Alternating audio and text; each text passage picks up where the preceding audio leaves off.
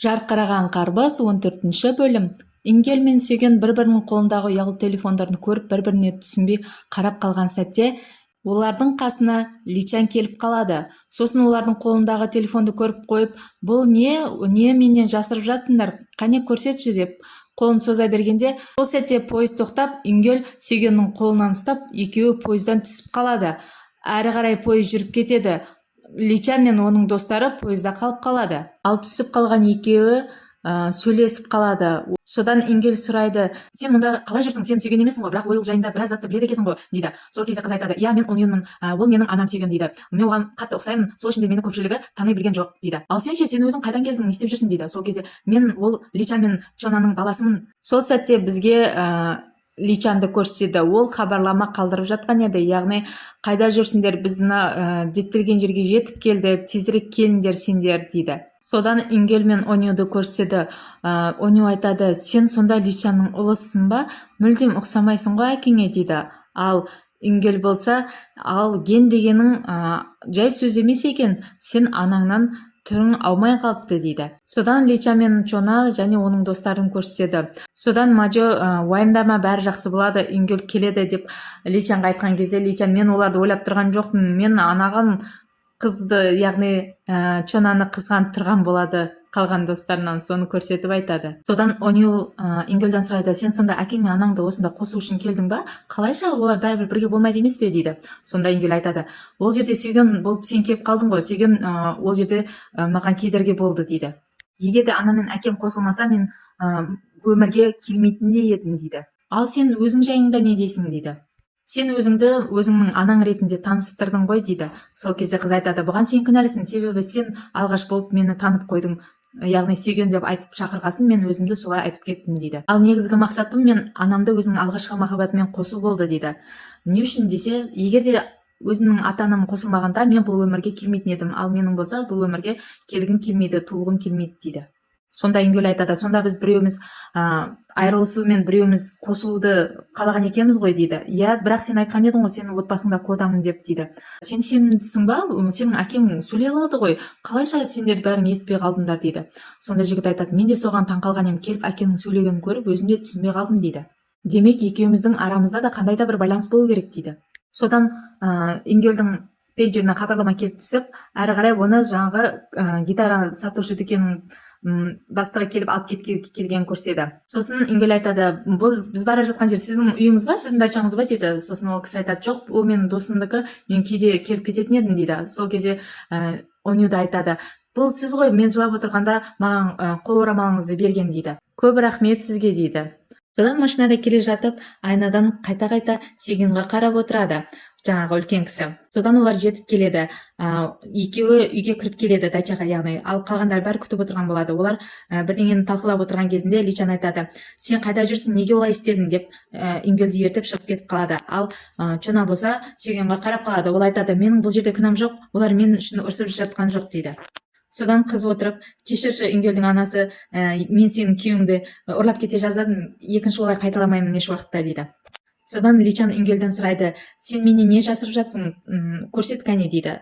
Ингел айтады: жоқ, ештеңе емес, бәрі жақсы, дейді. Шыныңды айт, деп екеуі кішкене алысады. Сосын айтады: бұл жай ғана диктофон ғой, современный, қазіргі заманауи Америкадан келген, дейді. Сосын Личан айтады: шыныңды айтып тұрсың ба, дейді. Сосын иә, дейді. Сөйтіп тұрған кезінде достарының шулап отқан дауыстарын естіп, не болды екен деп барып қараса, Сүйген ән ойлап тапты, қараңдар, керемет, деп бір-екі әнді орындап айтып берген кезінде Ингел: бұл дұрыс емес, дейді. Себебі Сүйген өзінің естіп үйреніп қалған әндерді оларға өзі ойлап тапқандай айтып отқан еді. Содан Ингел Оньюды сыртқа шығарып: сен не бүлдірейін деп жатырсың, бұлай жасаған болмайды ғой, дейді. Сонда қыз айтады: неге? Маған дүкен сатушысы осында жіберер кезде сен бір саяхаттап кел, ол ерекше саяхат болады деп айтқан еді, қызықты, деп. Ингел айтады: бұлай жасаған болмайды, не болса да, дейді. Сосын қыз айтады: жарайды, түсіндім, дейді. Содан Чонаны көрсетіп қыдырып жүрген сәтте Личанды кездестіріп қалады. Личан оған мысықты сыйға береді. Содан мысыққа қандай ат қоясың, дейді. Ол мысықтың бетіне қалып болғаннан кейін мынандай ат қоямын деп айтады. Оған ат қойдың, енді сенің де сонда атың бар ма ерекше, дейді. Қыз айтады: иә, дейді. Содан қыз имишара тілмен көрсетіп, сосын ол сұрайды, оның мағынасы не деп. Таза дыбыс деп айтады. Оны маған менің анам туылған кезінде қойған еді. Сөйтіп біз анаммен айырылысып кеттік дейді. Мен саған да ат ойластырып қойдым дейді. Қандай десе, керемет дауыс деп айтады. Иә, мен сенің даусыңды ести алмаймын, бірақ мен оны көремін, сеземін. Сенің даусың өте керемет, жарқын дейді. Мұндай сөздерді естіген Личан қыздың ернінен сүйіп алады. Содан достарының алдына келіп, өлең ойлап таба бастайды. Содан олар өлең жазып, ойластырып тауып, ән құрастырумен кірісіп кетеді. Ал екі қыз болса, екеуі сөйлесіп отырады. Сол сәтте сұрайды, сен тілін қайдан үйрендің деп. Уньон айтады, мен құлағым ауырып жатып емделген ауруханада бір жігіт болды. Сол тілмен сөйлейтін еді. Сол жігіт маған үйретті дейді. Сен қалайша тез үйреніп алдың дейді. Себебі ол өте қызықты, күлкілі және де бір керемет жақсы жігіт еді дейді. Сосын қыз сұрайды, ол әдемі ме дейді. Иә дейді. Ингелден де әдемі ме деп сұрағанда қыз күледі. Жоқ, әрине Ингел одан әдемі ғой дейді. Қалай ойлайсың, жігіттер әнді бүгін түнде бір түнде жазып бітіре ала ма екен деп. Содан барлығын ұйықтап жатқан көрсетеді. Тек Ингел мен Личан ғана өлең жазып жаңағы айналысып жатқан сәтін көрсетеді. Содан таң атады, Личан ғана ұйықтамай әнді аяқтап шығады. Ал Ингел болса ұйқысынан тұрып түсінбей қарап шығады. Жазылып дайын болғаннан кейін бәрі қуанып кетеді. Біздің ән бір түнде дайын болды деп. Сөйтіп бәрі ән айтып, сол жерде қуанып, бақытты, керемет сәттерді бастарынан кешіріп қуанып жүрген сәтте оны жаңағы сүйгеннің әкесі де көріп, оның мәз болғанын көріп, ол да қуанышты, бақытты болып қалады. Содан олар үйлеріне қайтып келеді. Кеш болып Личан Джонаны үйіне шығарып салып келіп тұрған сәтте оның өгей шешесі де келіп қалады. Содан өзінің ала көзімен қарап, сен не істеп тұрсың, үйге кір дегендей қызға қарайды. Ал Личан болса амандасып, сосын үйіне ол да кете барады. Үйге кіре салысымен қызды шапалақпен ұрып жібереді. Сен сабаққа қатыспадың, сабақтан қаштың, және де үйден жоқ болып, менің рұқсатымсыз бір жерге барып келдің, не істеп жүрсің сен қыз дейді. Барлық жерде жүріп, имишара тілмен сөйлеп, не істеп өз бетіңмен жүрсің деп ұрсады. Тағы не істемек ойың бар деп айқайлайды. Сонда қыз оған қарап жымиғандай күлгендей болады. Сен маған күліп тұрсың ба деп тағы да бетінен ұра берген кезінде қолын қағып жіберіп, сен қателесесің, мен енді жалғыз емеспін, мен имишара тілімен енді көптеген достар таптым, және де менің өз әлемім бар, өзімнің достарым бар дейді. Сол кезде жаңағы әйел кісі, сөйле, мен саған сөйле деймін, тіліммен емес, өз тіліңмен сөйле деп ұрсады. Және де бетінен салып қалады. Қыз да одан қалмай оның бетінен салып жіберіп, тағы да маған тиісетін болсаң, өз атыңды газетадан көресің деп қыз жынданып кетіп қалады. Содан әйел жынданып жаңағы көмекшілерге айтады, кілтті алып келіңдер маған деп. Ал Джона болса бөлмесіне келіп, тезірек келіп мені үйден алып кетші деп Личанға факс арқылы хат жазып жіберейін деп жатқан кезінде жаңағы өгей шешесі кіріп қалады. Өзінің кішкентай кезіндегісі сәтін көрсетеді. Яғни ол кезінде осы өгей шешесі ұрып тәрбие беріп жатқан кезінде ол әкесіне хат жазған болатын. Әке, құтқар мені, мына кісі мені ұрып жатыр деп. Солайынан ол келіп, оның жіберіп кетіп бара жатқан факста қағаз ұстап қалып, факсты алып сындырып тастайды. Және де енді жүгіріп қаша берейін деген сәтін көрсетеді. Содан кішкентай кезін көрсетеді. Яғни ол жүгіріп қашып бара жатқанда әкесі келіп қалады. Сосын ол әкесіне құтқаршы деп айтайын деп, сол папа деп, яғни әке деп айтып қалады. Ал оны әкесі көріп үндемей қалады. Сол кезде жаңағы өгей шешесі айтады, көріп тұрғаныңызда мен оған көмектесіп жатырмын, сіз араласпаңыз, өз мейіріңізді көрсетіп, қазір араласатын болсаңыз, қызыңыз еш уақытта сөйлемейтін болады дейді. Оған сеніп қалған әкесі не істерін білмей тұрып қалады. Ал жаңағы қызметкерлер мен өгей шешесі қызды алып кетіп қалады. Осылайша әкесі қалған не болған көрмей білмей кеткен еді.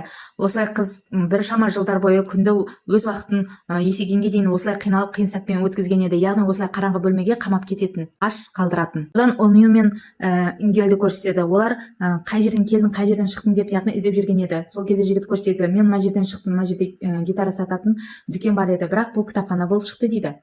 Содан қыздан сұрайды, сен қалай келіп қалдың дейді. Мен Нью-Йорктағы аэропорт шықтым дейді. Содан ол екеуі келіп тамақтанып, бұл кісі кім болды екен, қалай бізді жіберді екен деп ойланып сөйлесіп отырады. Сосын жігіт айтады, мен аяқтамаған тағы бір іс қалды, ол ең маңыздысы дейді. Содан жігіт қызға барлығын айтып береді. Сосын қыз айтады, қандай бұл қатыгез әйел дейді. Яғни үйге қамап қойып, оған имишара тілін қолдануға тыйым салғаны жаман екен дейді. Мен білмеген екенмін Джонаның бұлай қиналып жүрген екенін дейді. Демек сен өз атаңмен келісімшартқа отырдың ғой, иә дейді. Иә дейді. Сен өзіңді қинауды біледі екенсің дейді. Сонда сен бұл жерге қинау үшін келдің бе, түсінбедім дейді. Сонда жігіт айтады, жоқ, бұл қиындық емес дейді. Бұл керісінше мен өз анамның бақытты сәттерін, яғни бақытын қалаймын. Яғни атамның бұл тапсырманы берген себебі оның өз қызымен жарасқысы келеді. Яғни оны әлде жақсы көретіндігін білдіреді. Мен солардың байланыстың нығайтуым керекпін дейді. Ал сен ше деп қыздан сұрағанда қыз айтады, иә бәрі жақсы, бірақ тағы бір нәрсе қалды дейді. Не ол, айтсаңшы деген кезде, жоқ қазір айтпаймын дейді. Неге, мен саған бәрін айттым ғой дейді. Сонда қыз айтады, жоқ әлі нақты емес кейбір заттар, бәрі нақтыланған, айқындалған кезінде мен саған міндетті түрде айтамын дейді. Содан қыздың кітапханаға келіп кейбір заттарды тексеріп жатқанын көрсетеді. Бұл сәтте Ингел де үйге келген еді. Үйге келсе қызметкердің біртүрлі болып жүргенін көріп, бірдеңенің болғанын сезеді.